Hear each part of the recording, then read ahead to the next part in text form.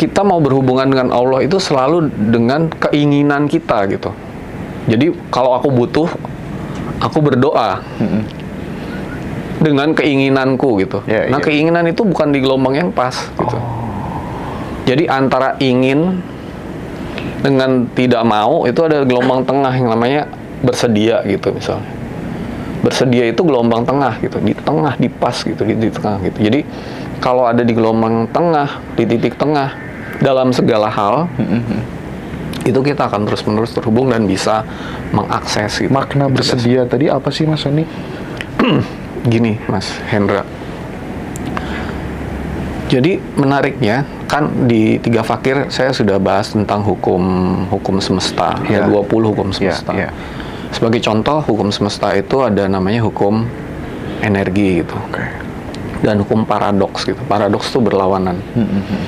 Jadi keinginan itu adalah sesuatu yang menghalangi kenyataan terjadi gitu. Semakin kita punya keinginan, kenyataan ini nggak terjadi gitu. Karena keinginannya adalah energi gitu. Yang harus dilepas. Gitu. Nah, kalau saya ke Tuhan, mau ini, mau itu, mau ini, mau itu. Ya Tuhan berikanlah aku, inilah semua keinginan kita semua. Justru itu tidak terjadi.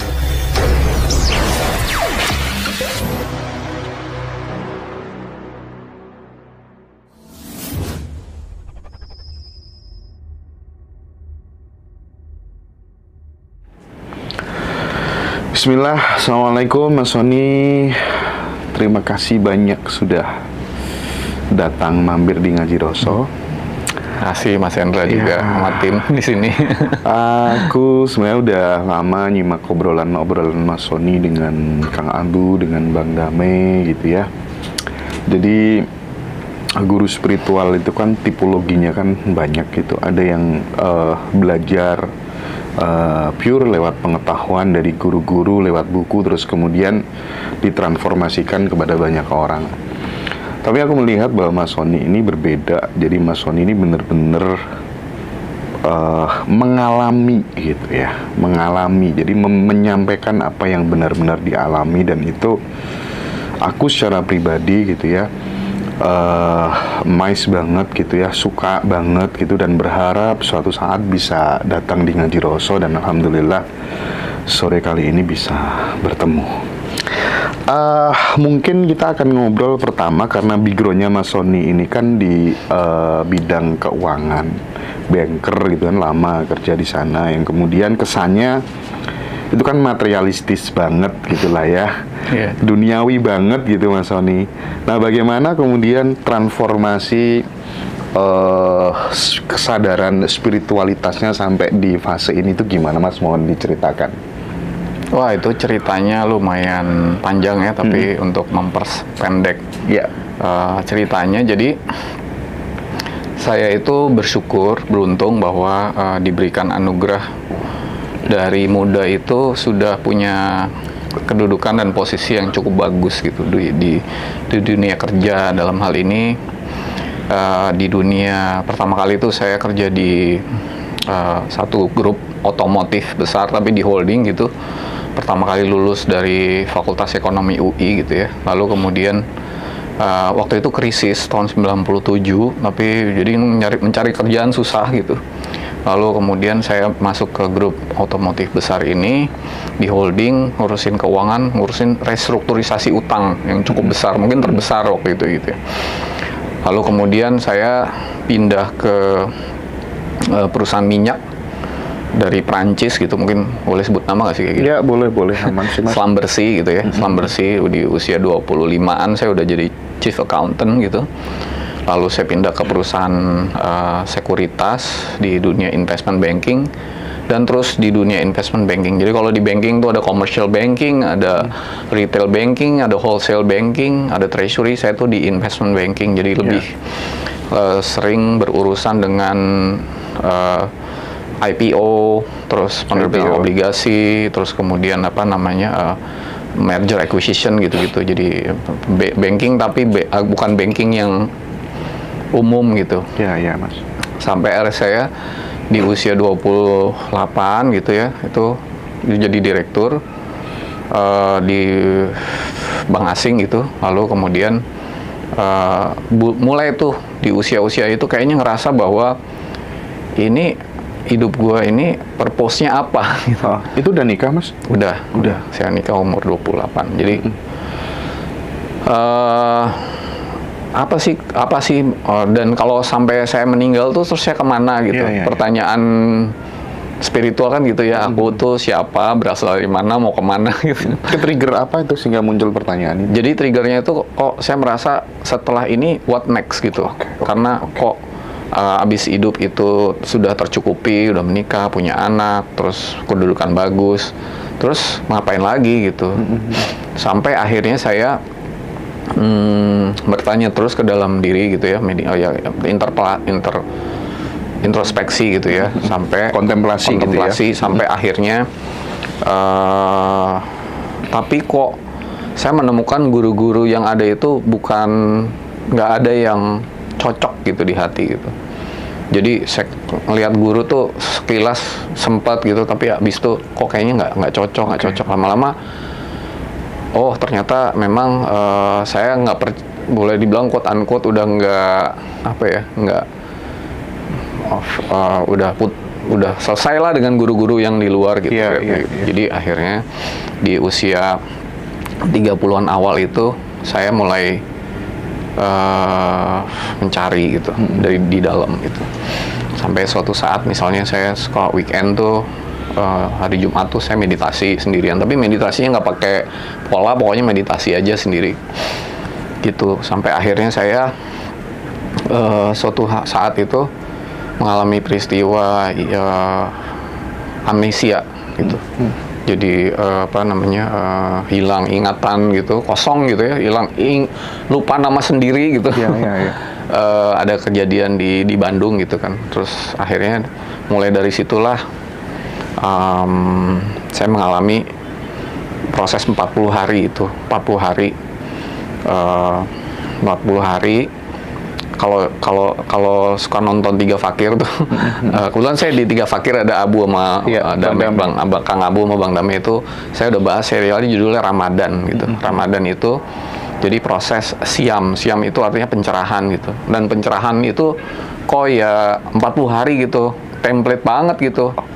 Seperti misalnya kalau di Quran tuh di surat 7 ayat 142 sampai 145, surat 2 ayat 51 gitu. Terus kemudian ada di surat 98 demi malam yang 10. Nabi Muhammad dulu juga 40 hari. Kalau kita bicara di Injil, itu Nabi Isa juga mengalami proses 40 hari gitu. Nah, kok pas kebetulan ya 40 hari juga gitu. Ternyata itu saya alamin, dan setelah itu titik pencerahan spiritual gitu kira-kira. Itu terjadi tahun 2008 waktu itu gitu. Jadi tapi kalau dibilang duniawi banget gitu ya, sebenarnya duniawi dan spiritual itu nggak bisa dipisahin sih. Nyambung ini jadi satu gitu. Jadi kalau kita bilang hubungan dengan Tuhan sama hubungan dengan sama juga begini gitu. Kehidupan kita secara spiritual tuh harusnya ya, kehidupan spiritual sebenarnya adalah hidup kita sehari-hari gitu. Jadi bukan berarti kalau orang udah berspiritual tuh meninggalkan dunianya. Justru itulah proses spiritual yang sebenarnya adalah dalam hidup sehari-hari. Kalau orang sering memisahkan antara hablum minallah, hablum minannas, padahal hablum minallah, hablum minannas tuh satu. Antara ibadah dan kehidupan, ibadah ya hidup ya ibadah gitu. Jadi setelah saya mendapatkan itu, saya tetap bekerja seperti biasa di bank gitu ya, sampai suatu saat disuruh berhenti gitu di 2019 kemarin gitu ya. Setelah itu saya berhenti dan menapaki fase yang lain dalam hidup saya gitu, kira-kira gitu. Ketika sudah berhenti itu, Mas, yang dilakukan Mas Sony tidak mencari guru keluar atau gimana? Guru itu akan kalau kita harus belajar kepada guru yang di luar, kita akan dikasih tahu di hati kita gitu. Hati kita akan akan diberitahu gitu. Ada kodenya ada, gitu ya? Iya, inilah guru yang saya harus cari gitu misalnya. Jadi ada beberapa guru waktu itu yang ngajarin saya, ada beberapa, mungkin nggak usah sebut nama lah satu-satu ya, tapi cuman guru itu pas banget di hal yang kita butuhkan gitu. Iya, gitu. paham. Jadi kalau dibilang, kalau murid sudah siap, guru akan datang. Tapi kalau murid benar-benar siap, guru akan pergi gitu. Oke. Jadi guru itu bukan sesuatu yang kita harus pegang selamanya, karena bukan guru permanen juga gitu ya. Guru itu energi yang come and go gitu. Dan kalau kita memegang terus-menerus guru dan menjadi fanatis, itu artinya menahan aliran Tuhan yang baru gitu. Iya. Jadi ya kita kadang-kadang harus belajar kepada guru di luar, tetapi atas bimbingan yang di dalam. Dan kalau kita belajar sama guru itu jangan 100% diambil gitu. Oke. Jadi harus pakai juga hati nurani gitu untuk melihat gitu. Prinsipnya guru di luar itu hanya tentatif gitu ya Mas Sony ya. Energi. Yang jadi persoalan adalah tidak semua orang terus kemudian bisa mengakses informasi dari dalam dirinya gitu. Seperti Mas Sony mengatakan, ketika kemudian kita harus belajar kepada guru tertentu, kita akan dapat kode dari dalam diri gitu. Itu sekali lagi tidak semua orang mudah untuk mendapatkan informasi dari dalam dirinya, intuisi atau apapun namanya. Bagaimana kemudian mengaktifkan ini? Sebenarnya terhubung dengan Tuhan itu adalah hal yang seharusnya terjadi gitu. Jadi seharusnya kita itu terus-menerus dapat terhubung dengan Tuhan setiap saat. Karena Tuhan itu selalu berkomunikasi kepada kita, berkata-kata. Al-Qalam itu artinya berkata-kata setiap saat. Kalau di surat di Iqra itu kan, Iqra yang mengajar kamu dengan perantaraan Al-Qalam. Jadi setiap saat itu berkomunikasi. Hanya seperti halnya gelombang radio itu, kita harus ada di frekuensi yang tepat gitu. Jadi kalau Allah misalnya quote-unquote di gelombang FM berapa gitu ya, 102 misalnya gitu, ya kita harus ada di gelombang itu terus-menerus. Nah ketika kita ada di gelombang itu tuh, kita akan terus-menerus terhubung gitu dengan Tuhan yang ada di frekuensi yang tepat gitu. Nah ini kalau dieksplorasi lagi, saya bisa cukup panjang sih. Cuman intinya di frekuensi yang pas.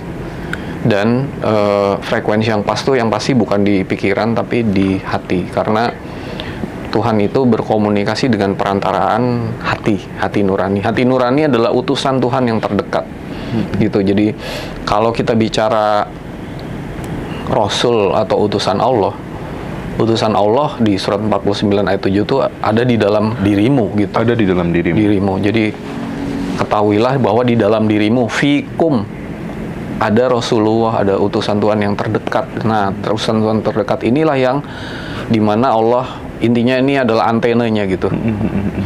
Receivernya adanya di hati nurani. Jadi banyak orang menggunakan otaknya, nggak mungkin.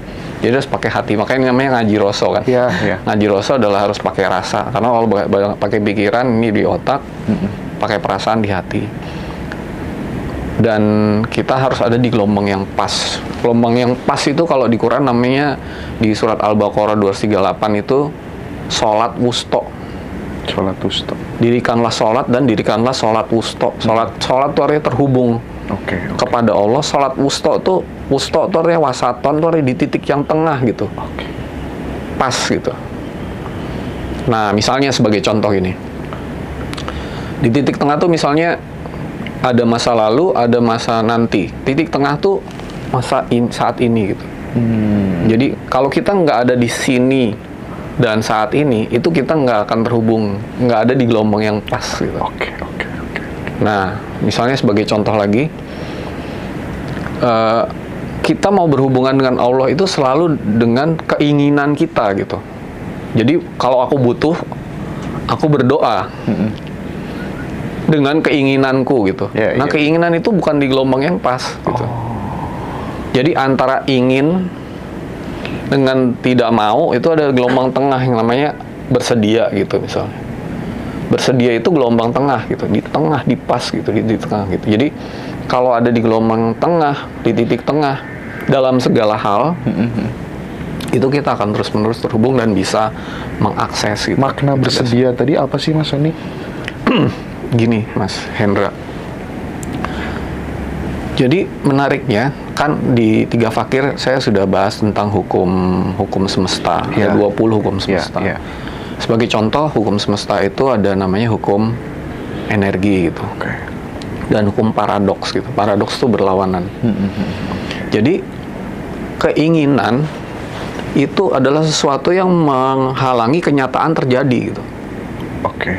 Semakin kita punya keinginan, kenyataan ini nggak terjadi gitu. Karena keinginannya adalah energi gitu, yang harus dilepas gitu. Nah, kalau saya ke Tuhan, mau ini, mau itu, mau ini, mau itu, ya Tuhan berikanlah aku, inilah semua keinginan kita semua, justru itu tidak terjadi gitu. Nah, jadi antara keinginan, kemauan, atau ketidakmauan gitu. Kalau ketidakmauan tuh artinya juga keinginan juga gitu.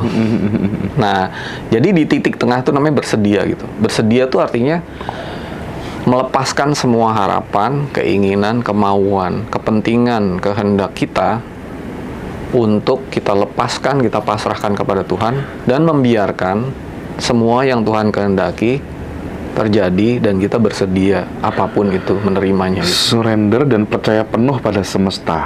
Iya. Kurang lebihnya begitu. Surrender dan submission gitu. Sebenarnya ada 2 kata bahasa Inggris yang beda. Pertama adalah surrendering. Surrendering adalah memasrahkan segala sesuatu di luar kita. Ini namanya pasrah. Gitu. Nah, yang kedua adalah menyerahkan diri kita ini. Nah, di 3 fakir itu kita udah bahas tentang aku. Perjalanan menuju kepada Tuhan ada 7. Dan terakhir kita membahas mengenai aku 4, aku 3, aku 2, aku 1. Jadi menyerahkan yang aku 2 yaitu roh kita itu terakhir kepada Tuhan. Jadi pasrah dan berserah gitu. Nah, itu kunci sih untuk selalu terhubung di gelombang yang pas itu gitu. Kalau mulai ada keinginan sedikit, kita udah kayak gelombang tuh nggak pas gitu. Jadi harus di titik pas banget gitu. Baru kita akan terhubung gitu. Dan akan dapat mengakses kecerdasan tanpa batas yang sebenarnya bisa diakses oleh setiap roh Tuhan. Dan roh Tuhan itu semua sama sih. Dalam fase pembelajarannya gimana sih Mas Sony? Antara misalnya kita mencoba untuk senantiasa berada di titik tengah, hadir di sini saat ini, di momen sekarang, sama ketika kemudian ada keinginan atau ada ketidakinginan gitu, kita mencoba untuk bersedia di titik bersedia tadi. Itu lebih susah mana sih Mas Sony? Awalnya yang mana dulu gitu? Awalnya ya itu sebenarnya nggak ada awal nggak ada akhir sih. Kita harus sadar aja bahwa kita tuh pertama kali misalnya gini, harus santai dulu awalnya. Relax. Tumak ninah kalau bahasa Arab. Jadi semua tuh di titik santai. Jadi di titik santai itu kita bisa pindah dari tubuh fisik, melepaskan pikiran misalnya. Nah, lalu bisa pindah ke jiwa kita gitu.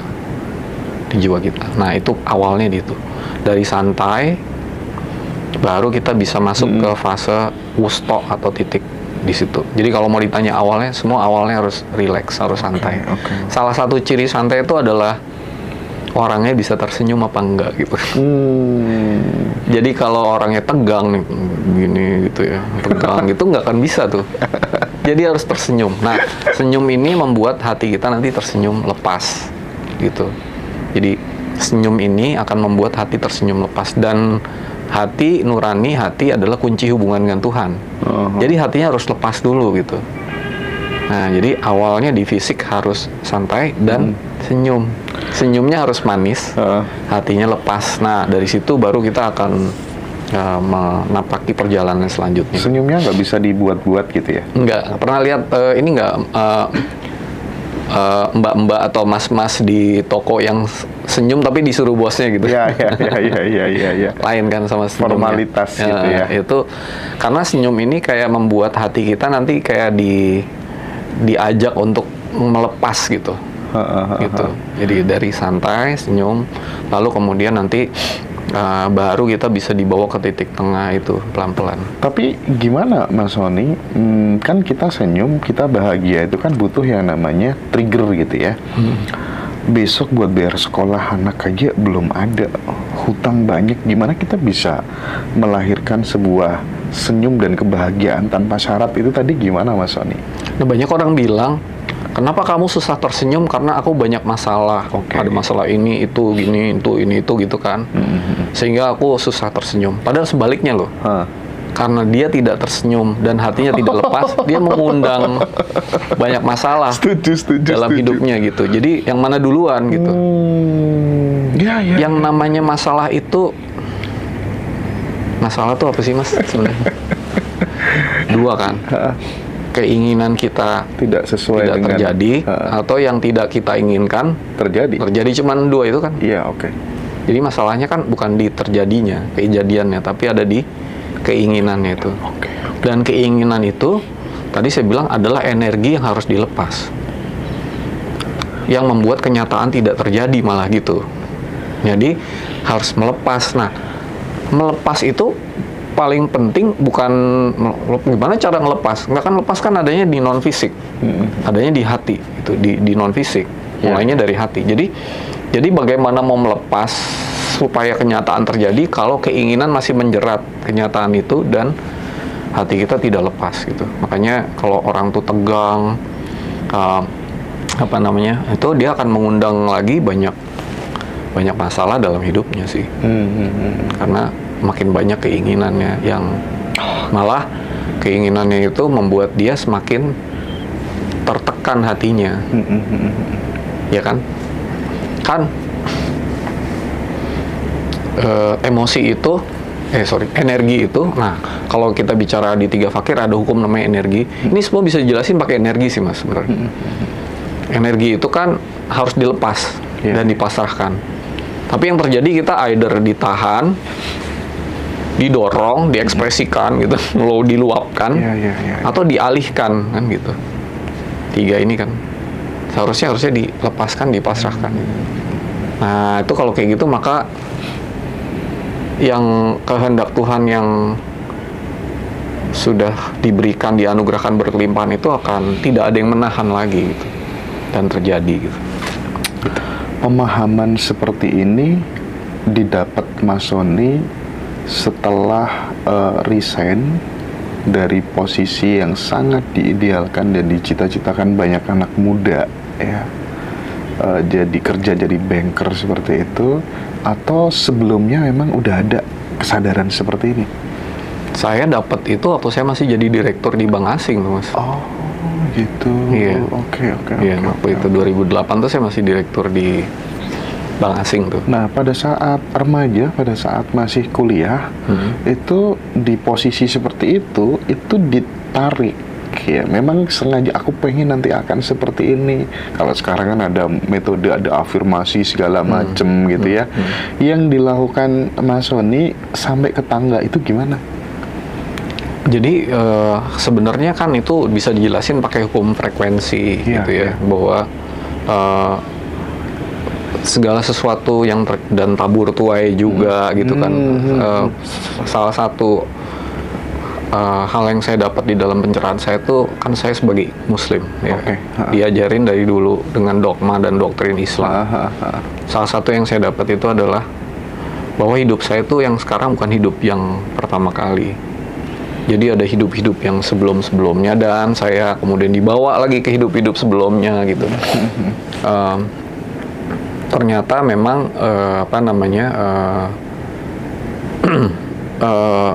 itu adalah hidup kita yang sekarang itu bukan sesuatu yang tidak ada hubungannya dengan apa yang kita tanam di hidup-hidup sebelumnya gitu. Jadi kalau ada orang dapat hasil panen ya karena dia menanam. bukan kebetulan gitu. Nah, menanam itu bukan berarti bahwa karena dia menanam maka dia mendapatkan, bukan begitu. Tetapi dia melepaskan semua hambatan, rintangan, halangan yang menahan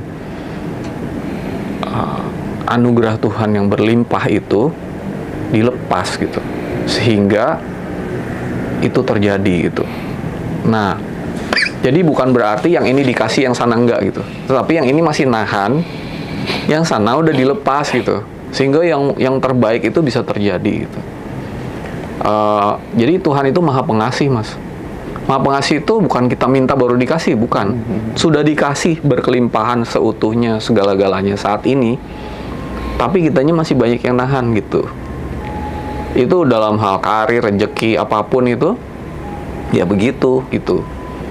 Banyak yang menahan gitu. Nah, kita makin berdoa kepada Tuhan, makin banyak yang menahan gitu. Karena keinginan-keinginan itu gitu. Jadi, tapi setelah saya lihat-lihat, Mas ya, dari hidup-hidup sebelumnya itu, hidup yang kita anggap sukses duniawi itu belum tentu hidup yang bahagia loh. Oke. Jadi anak muda itu harus merubah persepsi, mindsetnya sih. Bahwa hidup itu, kesuksesan hidup itu harus didefinisi ulang lagi gitu. Ya, redefinisi lagi gitu. Apa sih gitu loh? Apakah jabatan yang gitu atau materi? Meskipun itu semua kayak materi itu, Tuhan tuh nggak pengen hidup kita susah gitu. Tuhan tuh pasti pengen hidup kita sukses, berkelimpahan gitu. Bukan berarti berlebih-lebihan, tapi berkecukupan gitu, kira-kira gitu. Artinya ketika kemudian kita itu bisa selalu berada pada kondisi di titik netral, ya, di titik tengah gitu ya, dan kita juga sadar bahwa kita sebenarnya adalah lautan dari keberlimpahan itu sendiri, dan ketika frekuensi itu kita pelihara gitu ya, selama 24 jam kalau bisa gitu ya, ya semuanya akan indah, semuanya akan bahagia, nggak ada jengkel dan lain sebagainya gitu kira-kira, Mas. Kata-kata dipelihara dan dijaga itu tuh agak kurang tepat itu. Oke, terus? Kita tuh apa adanya begitu gitu. Oh, memang sudah seadanya begitu? Iya. Oke. Jadi ini bukan tujuan. Jadi kalau aku bilang tujuan hidup adalah begini, enggak. Itu apa yang seharusnya kamu alami gitu. Iya. Jadi nggak perlu dijaga, nggak perlu dipelihara. Nggak butuh effort sebenarnya untuk itu. Nggak perlu effort apapun. Tetapi yang diperlukan adalah sadar. Begitu kita melepas semua energi yang masih melekat ke dalam diri kita, yang judulnya jelek, misalnya kemarahan, kesedihan, kebencian, dendam, keserakahan, iri, dengki, lalu keinginan, semua kita lepas dari dalam. Lalu yang kedua, yang judulnya bagus, misalnya memori-memori indah, hubungan dengan suami, istri, keluarga, apapun dilepas. Atau yang misalnya ilmu yang udah kita dapat, dogma itu harus dilepas loh, Mas. Jadi jangan ditahan gitu. Lalu misalnya materi, energi dalam bentuk materi, itu harus dilepas loh. Kalau orang pelit pasti nggak dapat petunjuk loh dari Tuhan, karena dia sedang menahan energi gitu. Harus dilepas semua gitu. Nah, bagaimana melepasnya? Apa yang masih ditahan? Berapa banyak harus dilepas? Bagian mana yang harus dilepas? Mana yang masih menahan sekarang? Misalnya rezeki nggak ngalir, itu Tuhan yang tahu sih. Kita tuh nggak tahu apa-apa loh. Makanya di dalam meditasi itu atau doa itu sebenarnya dibimbing untuk menunjuki dan bagian mana yang harus dilepas itu loh, dan bagaimana melepasnya sampai seutuhnya, setuntasnya itu. Itu meditasi yang saya pahamin gitu sih. Jadi kesadaran dialirkan ke saya gitu. Meditasi itu bukan untuk mendapatkan petunjuk apa, bukan, justru banyak melepas gitu. Nah, begitu itu dilepas, yang seharusnya kita alamin itu terjadi gitu. Oh, artinya dalam segala hal.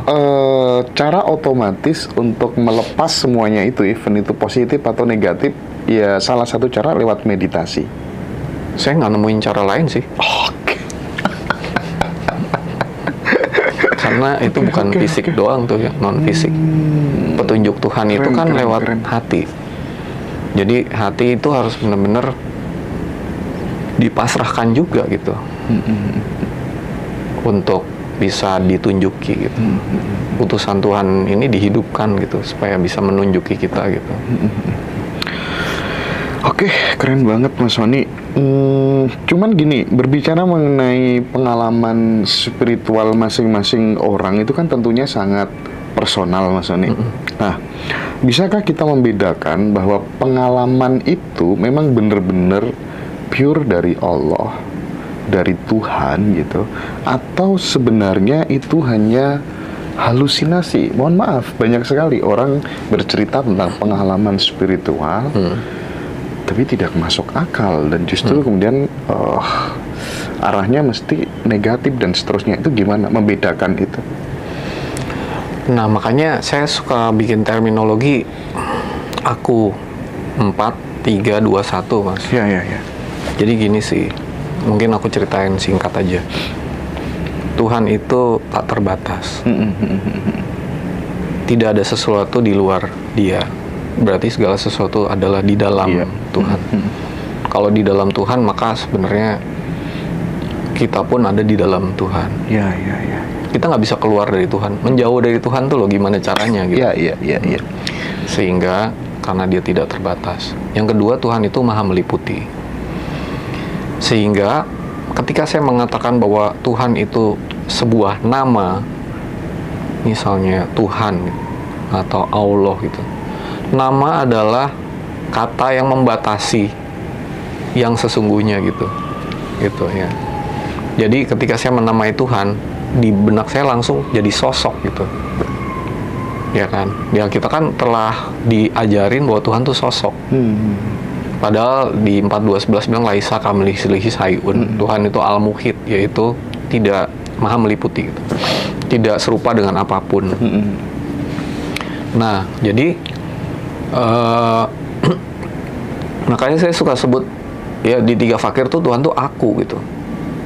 Tapi bukan aku yang ini gitu. Aku yang badan fisik namanya aku 4, itu adalah badan fisik. Yang pusat kesadaran namanya otak, menghasilkan pikiran. Itu harus pindah dulu ke aku 3, yaitu jiwa. Disebut separate self atau sering disebut sebagai hawa, atau disebut juga sebagai atman kalau di dalam bahasa tertentu gitu ya. Itu isinya pikiran, perasaan, emosi, persepsi kita gitu ya. Nah, ini nanti harus pindah lagi ke aku 2, yaitu melepas semua flavor atau rasa yang ada di aku 3 itu dengan cara saya suka menyebutnya 4D gitu ya. Distance, mengambil jarak. Disassociate, melepaskan semua asosiasi yang bukan aku gitu, bukan kita, bukan aku gitu. Aku 2 dalam hal ini. Lalu kemudian yang ketiga adalah disconnect, memutuskan semua asosiasi itu lewat meditasi nih. Yang keempat adalah detach. Jadi masih melekat-melekat tuh dilepas dulu. Sampai benar-benar kita menemukan diri kita yang sebenar-benarnya, yang tanpa apapun. Nah, nanti ada step berikutnya. Nah, lagi, tapi sampai di sini aja nih akan terjadi namanya disclose gitu. Disclose itu kalau bahasa Inggrisnya revelation, pengungkapan gitu. Pengungkapan kecerdasan, kesadaran Tuhan mulai mengalir gitu. Jadi kalau udah di level aku 2 itu, kecerdasan, kesadaran Tuhan tuh mengalir langsung dari Tuhan, bukan lewat siapapun gitu. Ya. Nah, nanti step berikutnya adalah dissolve, yaitu meleburkan aku 2 untuk pulang kembali ke aku 1. Tapi ini semua 3, 4, 2 lebur, udah pulang. Nah, kalau kita ada di aku 3 atau aku 4 lewat pikiran, halusinasi, kan halusinasi itu adanya di aku 3 gitu. Jadi Tuhan itu masih Tuhan menurut pikiran di jiwa kita gitu, atau di otak kita malah gitu. Oke. Nah, itu pasti ada hal-hal yang nggak murni gitu, nggak murni. Tuhannya dihina marah gitu. Itu masih Tuhan itu masih dalam bentuk emosi gitu. di aku tiga kita gitu. Nah, kalau mau bener-bener yang pure, kita tuh harus meditasi melepas dulu si aku empat gitu, melepaskan pikiran, melepaskan semua perasaan, emosi, persepsi, imajinasi, apapun, energi intinya yang melekat dari dalam diri kita tuh, kita ke aku dua. Dan di aku dua itulah petunjuk Tuhan mengalir apa adanya, namanya hakikat ya, hakikat. Jadi hakikat itu apa adanya gitu, tanpa ada intervensi dari jiwa dan pikiran kita gitu. Keren. Nah, ini Mas Sony, aku tadi lupa ya, orang itu kan mau aware itu kalau dia pelit itu kan susah karena dia masih attached gitu kan. Nah, Mas Sony, latihannya apa yang dipraktikkan Mas Sony gitu ya, supaya kemudian kita tidak melekat sama apa yang kita miliki, uang, harta gitu ya. Dan seberapa besar kemudian dampak perubahan saat kemudian kita udah nggak melekat, hidup dengan banyak memberi, memikirkan nasibnya orang lain gitu. Mas Sony gimana? Kita perlu sadar dulu Mas, bahwa kita tuh berasal dari roh yang satu gitu. Roh yang satu tuh artinya, kalau di Quran surat 4 ayat 1 gitu, nafs al-wahidah. Jadi kita tuh kita yang satu. Jadi artinya kalau Tuhan kasih rezeki ke saya, itu bukan buat saya aja. Di hartamu ada hak orang lain gitu. Yang kalau coba nanti nonton 3 Fakir juga tuh ada episode tentang riba. Oke. Kalau kita makan harta orang lain yang Tuhan titipkan kepada kita, itu kita namanya makan riba, Mas. Makan riba. Makan riba itu bukan bunga, tapi adalah harta yang Tuhan titipkan. Nah, yang kita makan bersama dengan harta kita gitu. Ya. Nah, yang kedua adalah ini energi, Mas. Jadi semua ini energi. Jadi harta, materi itu energi yang memadat. Jadi materi yang Tuhan titipin kita. Energi itu kalau ada di kita harus dilepas, dipasrahkan, dilepas. Bukan berarti semuanya dilepas, dapat 100% dilepas, enggak gitu. Tuhan yang tahu nih, berapa sih kira-kira dosis yang tepat gitu buat kamu. Nggak ada formula yang sama buat setiap orang. Misalnya ada orang yang kalau di 25-67 tuh di pertengahan gitu, yang pas, yang tadi titik saya bilang titik wusto itu. Jadi nggak terlalu berlebihan, tapi juga nggak terlalu pelit gitu. Dan relatif loh. Jadi kita nggak bisa bilang, wah, dan nggak boleh judging orang lain ya, kamu pelit apa enggak. Tiap orang punya takaran dan petunjuk yang berbeda-beda gitu. Nah, jadi yang kalau bicara pengalaman itu, aku tuh pernah, Mas, suatu hari tuh aku meditasi Jumat malam gitu ya. Hidup ini aku mesti ngapain Tuhan gitu. Dari jam 7 malam sampai jam 4 pagi nggak ada jawabannya gitu. Akhirnya saya tidur. Waktu tidur tuh dibacain surat Al-Ma'un gitu. Berkali-kali, kamu harus bantuin orang miskin gitu. Lebih ini daripada kamu gitu. Lalu saya bilang, oh oke, aku bersedia. Nah, bersedia tuh di titik tengah. Tapi aku nggak mau nentuin berapanya. Jadi aku bersedia, aku nggak mau tentuin berapanya. Aku mau nanya ke Tuhan, berapa sih yang pas buat saya gitu. Lalu suatu hari tuh dikasih petunjuk bahwa setiap hari saya harus memberi makan 60 orang gitu. Dalam bentuk nasi bungkus atau makanan gitu ya. Nah, lalu saya tanya juga ke Tuhan gitu, ya Allah, aku kan nggak hidup sendiri, aku punya istri. Kalau dia nggak setuju gimana? Dia harus bantu anak-anakku juga. Ya udah, aku meditasi. Nah, di 3 Fakir tuh kita ada tentang hukum relationship. Jadi segitiga namanya, segitiga sama kaki, nanti kalau mau ditonton silahkan. Ya. Itu bertanya kepada Allah untuk jawabannya dititipin ke orang lain gitu. Meditasinya gitu. Jadi nanti terus kemudian saya tanya istri saya tuh, aku kok disuruh sedekah gitu ya, ngasih makan gitu, kira-kira berapa orang yang aku kasih makan. Nah, lalu kemudian istri saya tuh ulang tahun gitu, lalu dia bilang, yuk ulang tahun kali ini kita nggak usah ngerayain apa-apa, kita ngasih makan orang miskin aja. Iya. Lalu saya tanya berapa jumlahnya, 60 gitu. Jadi 60. Jadi saya dapat petunjuk 60, istri saya bilang 60, dan ada ayat Qur'annya bilang 60, 58 ayat 4. Jadi mulai dari hari itu saya setiap hari memberi setiap makan. hari? Iya. Sampai sekarang? Sampai hari ini. Dari tahun 2000